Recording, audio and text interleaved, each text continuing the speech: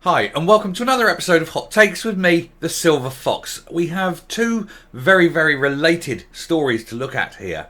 Both involve a subject we've covered extensively in the past. So this is a follow-up, and I recently made a video wherein I pointed out that a book was being released that was going to highlight all the issues, problems, and somewhat probably criminality at the Tavistock Clinic in London, where they basically were doing medical experimentation on children, and they were sterilising them on an industrial scale.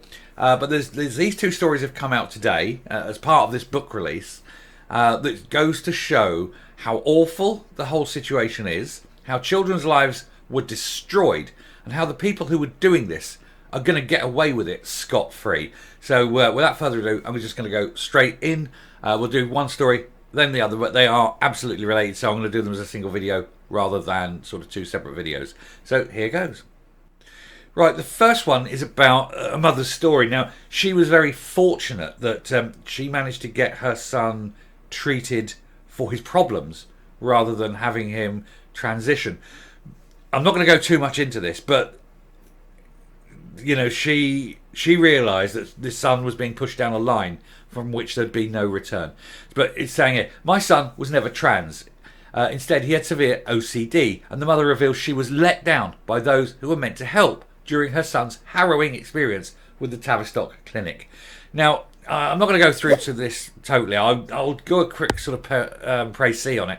Basically, you have this boy, Alex. He is 15 at the time. He's 6'2" or something like that, a really big man. He realised he was gay, but he was being bullied at school because of it. And he had massive OCD. He would shower 5 times a day. He couldn't leave the house, germs and things like that. He was seeking help. They were getting him professional help, they thought, but unfortunately the professional help, he said he was trans, and so they said okay, and they just accepted that. They know he had severe OCD. They know he had social problems. There was bullying. There was coming to terms with society's acceptance of his sexuality and things like that. He was having so many mental issue problems that they ignored those and just immediately went, oh, trans, and worked out that they could get into Tavistock and get him these puberty blockers. He couldn't get to Tavistock because he couldn't leave the house because of his OCD. The NHS sent a clinician from the clinic halfway across the country to interview Alex at home and suggested putting him straight onto puberty blockers. This guy was aware that this child had such severe mental problems he couldn't leave his house, and that he would have to go to him because of the mental problems this child was having. And his first act was, yeah, we'll get you onto this medication and change your gender. That guy needs to lose his job. He needs to never work anywhere in medicine again, and certainly nowhere near children again. Now, fortunately, in this case, the mother did not want to go through. The mother insisted that there's no way she was putting her son through that while he had such severe mental problems. She changed the situation up, found professional help, and within 2 years, this child Alex had realised he wasn't transgender. He did have issues. He's been seeking the professional help psychiatrically. He's on psychiatric medications, and he realises he's not trans. He's just simply a large gay man. And well done, Alex. I hope your problems disappear as you sort of grow up and grow through them, and that the OCD becomes controllable. I do hope that genuinely. It's a terrible thing. I've seen and know people with it. But the fact that this clinic was so keen that they would send someone halfway across the country to grab another one, to get them in, to get them on this medication, and then ultimately to cut the ghoulies off, because that's what they do. That shows the level that these people are at. They are monsters. Now, fortunately, as I say, Alex didn't suffer the full devastating effects of that one. Unlike the next story, which we're going to cut to, which is the other one that's related, and this is the child story. So, I was sold a lie that puberty blockers were the answer to all my worries. A devastating new book reveals the plight of hundreds of child patients at Tavistock who feel betrayed by the NHS after being put on powerful hormonal medications.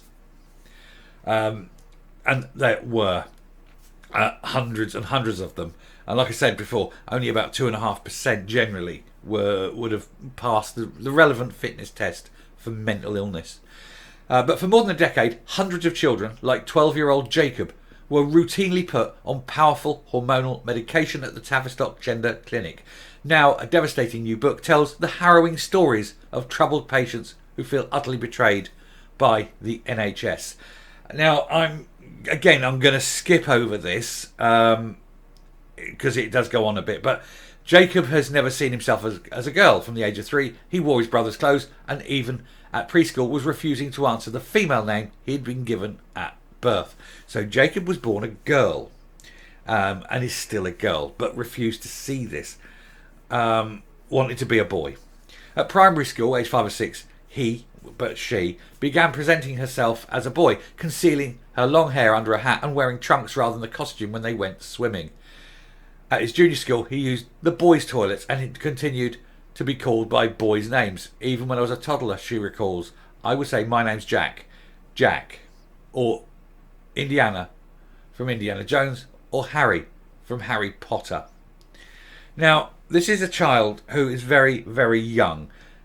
Way too young to make these decisions. Not worldly experienced enough, not understanding full implications. Just someone who wanted to hang around with the boys because the boys had more fun. What we used to call a tomboy. Faced with an unhappy child, his mother, Michelle, went first to her GP for advice when Jacob was 7, and after reading online about something called gender dysphoria, she returned 2 years later, and the GP knew of a specialist gender clinic for children like this at the Tavistock Clinic in London.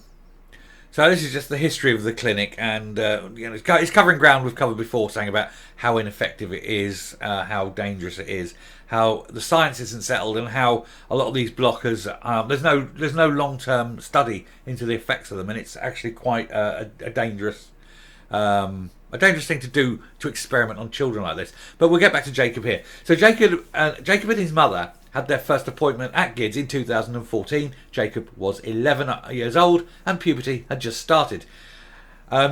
She hadn't had a period yet, but she was frightened. It felt wrong, not the type of puberty, not the one that she should be experiencing. And then you start overthinking what it's going to be like to have periods, to have breast tissue, and it becomes more scary than anything else. She and Jacob said that the clinicians were keen to promise an outcome that would make Jacob happy.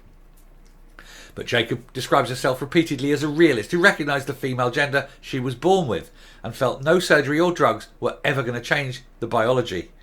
Michelle says that Tavistock actually got frustrated with Jacob about that. At some point, some of the GIDS appointments, Jacob did not say a word. She was too anxious and they were strangers. And on the way there, she would tell Michelle how she was feeling, and she would pass this on to the GIDS clinicians, that she was experiencing body image problems and feeling really bad about having to go through girl puberty. She says that she was told the blockers were completely reversible. That is a lie. And they wouldn't harm her body. That is also a lie. They basically stop your female hormones. The GIDS clinicians had lied, adding they don't make you gain weight. Again, a lie. Jacob was pleased. She explains, I was like, I want to do it. I'm scared. I don't want to go through puberty. And this way she wouldn't have to. Her mum wanted to do more research, but Jacob couldn't wait. She wanted the blockers immediately. I pushed my mum just to sign the consent form, she says, because the way it was sold to me, it was a cure, an answer to all my worries. To Michelle, it seemed that the message coming from GIDS was, why else are you here other than to be sent to hospital to get the medication? And she understands why Jacob and young people like her were so keen on a miracle cure, as she puts it. It's snake oil. It is absolutely snake oil sold by dangerous individuals. They're living in a body they don't feel comfortable in, and obviously they want to do anything to fix that situation, and I felt GIDS played upon that. Of course they do. Money. They offered one option, she says. You go on blockers, and then you go on testosterone, and then you have an operation. Less invasive options, like Jacob continuing to dress in the gender she preferred, weren't discussed. After 4 appointments spread over just 4 months, Jacob was referred to hospital to commence treatment with puberty blockers. She had just turned 12. The assessment report written by her 2 GIDS clinicians stated that hormone blockers can provide young people with the opportunity to explore and experiment with their identities without the anxiety and challenges with ongoing pubertal development. Experiment would be a key word in that one. It added, it is considered to be a fully reversible treatment. It is now known to not be a fully reversible treatment, and it will cause, in most cases, permanent sterility. Life for Jacob became immensely difficult. The blockers did not live up to what she'd been promised. They slowed down her puberty. They did not stop it. They basically got this child in, lied to this child, told this child complete untruths on every occasion, that it was reversible, which it's not, which it was just safe, which is not. They damaged this child. They sterilised this child. They created bone and tissue problems for this child. They experimented on this child, and these people aren't in jail. They need to be. Anyway, I'm going to finish and come up. It's a very terrible tale. Of course, what we've discussed here is just 2 stories out of thousands, tens of thousands of children destroyed for the sake of the ego of these clinicians who want to push how wonderful and magnificent they are. They play God with children's lives, with children's ability to have children, with their future, with every aspect of their lives. They hand out these medications without thought, without inspection. They're handing them out to children who need psychiatric or emotional help, not medications, not chemicals, not hormones. They need to be assessed by psychiatric examination, not simply have some secretary sit in front of them in a clinic and go, I'll speak to the doctor, I think you'll be okay, and push you forward for life-changing decisions when you're 11 years of age. It's criminal. It should be banned, and anyone who has played a part in this over the last 25 years needs to be in jail. I think it is going to be a massive scandal. I think once everything is now coming out, I think there's going to be a criminal investigation. It needs to be a criminal investigation, and a lot of these doctors and a lot of these medical people, and not just them, all the ancillaries as well who pushed this, they all need to be charged, tried, and imprisoned. And the message needs to go out that you do not experiment on children. Thank you very much for listening. If you like what you hear and see on the channel, hit that subscribe button, ring that bell, leave a like, leave a comment, please share the video, and until next time, stay safe, stay well, do not trust doctors, and goodbye.